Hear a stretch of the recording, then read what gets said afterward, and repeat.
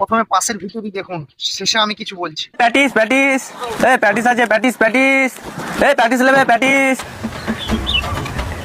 কি প্যাটিস কি প্যাটিস দাও কি প্যাটিস, কি প্যাটিস, কি প্যাটিস, কি প্যাটিস দাও, এই দাও কি প্যাটিস, কি প্যাটিস, কি ভেজ প্যাটিস আর কি দাও দাও দাও, কি প্যাটিস আছে বার কর, এই বার কর বার কর বার কর, কি প্যাটিস আছে বার কর, চালা বার কর, কি প্যাকেট আছে, প্যাটিস আছে দেখি।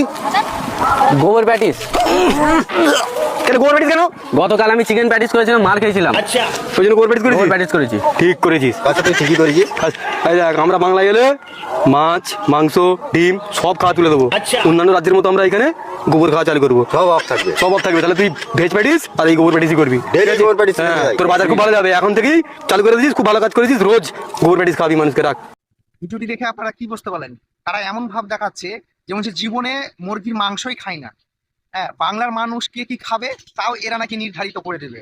আসল মূল কথা হচ্ছে কে কি খাবে সেটা না, আসলে কোনো রকম ভাবে পশ্চিমবাংলায় একটা হিন্দু মুসলমানে এরা দাঙ্গা চাইছে। আপনার কি মতামত অবশ্যই কমেন্টে জানাবেন এবং আপনার বন্ধুকে দেখার সুযোগ করে দেবেন। দেখা হচ্ছে এর পরের ভিডিওতে।